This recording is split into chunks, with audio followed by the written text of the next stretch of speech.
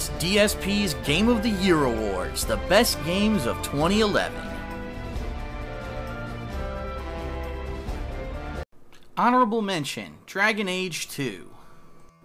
Following the story of the champion of Kirkwall on his rise to fame and fortune, Dragon Age 2 is a really interesting action-oriented style RPG with a wide array, a cast of characters that are really unique and cool, a lot of open side missions that are completely optional, but still a pretty lengthy main quest that actually has 3 different phases. In fact, it almost feels at times like you're playing 3 completely different games when you play Dragon Age 2.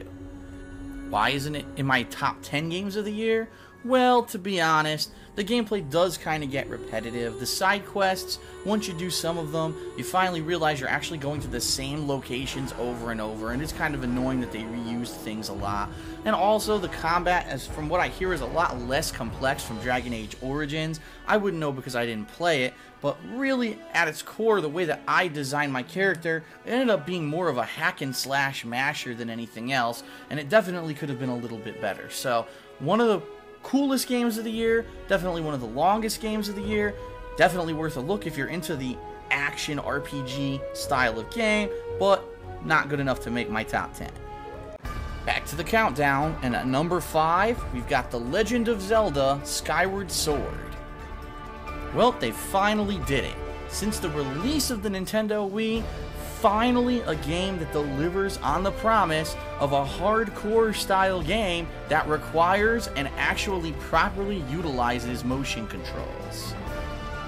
A unique and colorful game design, multiple dungeons, different locales, large-scale boss battles, classic Zelda items and things that are classic implementations from previous Zelda storylines all make this game one of the best adventure/RPGs of the year. And of course, as you can always expect from a Zelda game, you will get somewhere up to 40 hours of gameplay out of Skyward Sword. That is a massive bang for your buck in this day and age. Why isn't this higher on the countdown? One reason: backtracking.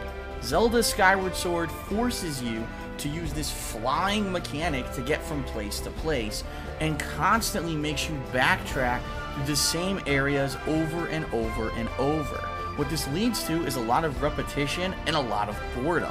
Why on earth they didn't have a fast travel mechanic when it's been present since shit, Zelda Link to the Past, remember? You play the flute, the bird takes you away, so you don't have to backtrack through all these same things and have repetitive gameplay. Well, for whatever reason, Nintendo didn't do that, and you will find yourself flying through the same areas, backtracking through the same locales and environments, and sometimes, in some cases, even the same dungeons multiple times. But even with all its repetition, Zelda Skyward Sword, undoubtedly the best game for the Wii, probably going to be the best game, to say goodbye to the Wii as a console, as it is on the way out, and the Wii U was introduced hopefully in 2012, and it's a very good entry into the Zelda series. It actually stabilizes the Zelda timeline. That's right, this game is actually a prequel to all other Zelda games, which you will find out when you actually see the ending of the game without giving too many spoilers as to how. It's an awesome game. Definitely check it out if you have a Wii. Coming up, a much anticipated sequel does everything right and makes the number 4 spot on my top 10 games of the year. Check it out.